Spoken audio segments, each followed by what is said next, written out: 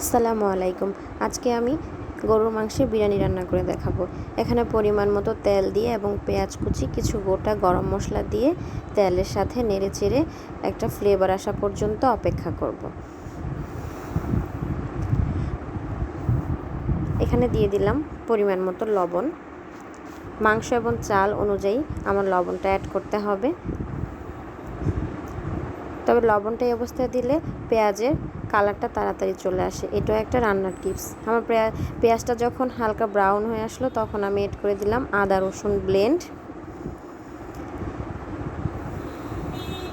আদা রসুনটাও হালকা 2-1 মিনিটের জন্য আমি তেলের মধ্যে একটু ভেজে নিচ্ছি, যাতে করে এটার যে কাঁচা গন্ধটা থাকে সেটা দূর হয়ে যায়।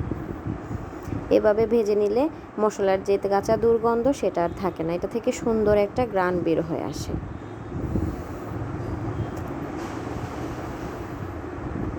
এখন দিয়ে দিচ্ছি রাঁধুনি বিরিয়ানি মশলা।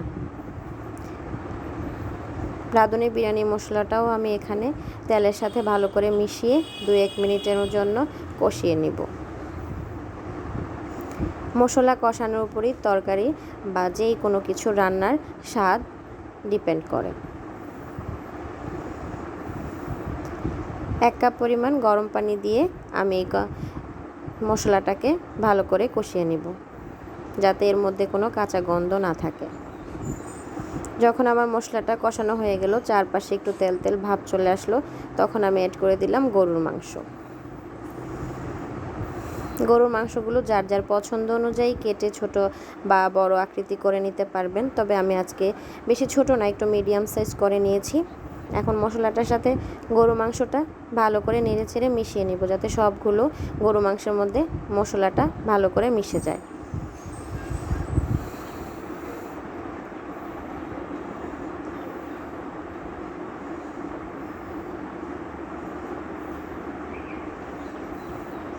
এখন একটা ঢাকনা দিয়ে আমি এটাকে 5 মিনিটের মতো রান্না করে নেব।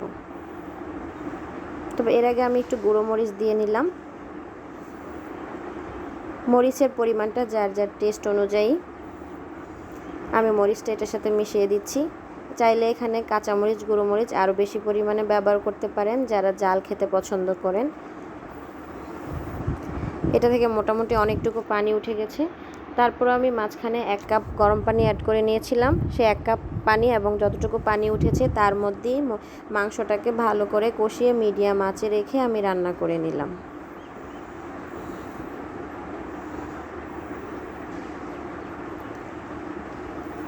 আমার মাংসটা এখানে হয়ে গেছে প্রায় 70%।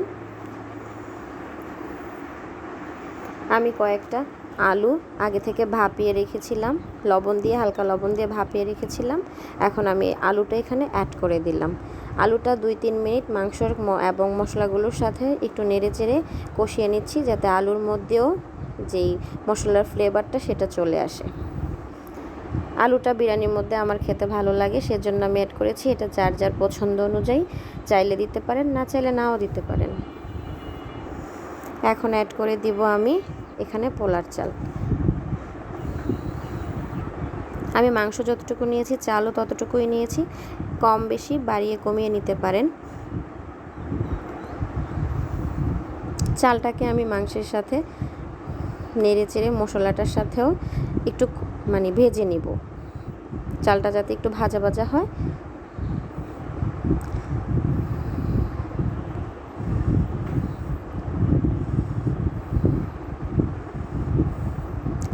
এখন এর মধ্যে অ্যাড করে দিব পরিমাণ মতো লবণ বা স্বাদ মতো লবণ। হ্যাঁ, লবণটা দিয়ে এখন লবণটাকেও নেড়ে চেড়ে নিব,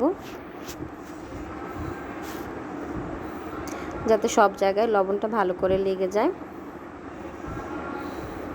আমার পোলার চালটা এখন ভাজা ভাজা হয়ে এসেছে, তবে খেয়াল রাখতে হবে এই অবস্থায় যেন নিচে দিয়ে কখনোই যাতে লেগে না যায়, তাহলে খেতে ভালো একটা টেস্ট যেটা সেটা নষ্ট হয়ে যাবে। এখন অ্যাড করে দিলাম গরম পানি। চাল যতটুকু তার থেকে ডাবল পরিমাণে গরম পানি ঢেকে দিলাম। 5 মিনিট হাইটে রান্না করে এটা বলক এসে গেছে। এখন আমি এটাকে আলতো মানে মিডিয়াম থেকে আরও কম পরিমাণে এই চুলাটা এখন রেখে দেবো আরও 5 মিনিট। কিছু কাঁচামরিচ অ্যাড করে দিলাম। 5 মিনিট পর এই যে আমার বিরিয়ানি হয়ে গেল। এখন চুলাটা বন্ধ করে এটাকে দমে রেখে দিব। যখন খাবো তখন এটাকে পরিবেশন করে নিব। আজকের মতো এখানেই, আল্লাহ হাফেজ।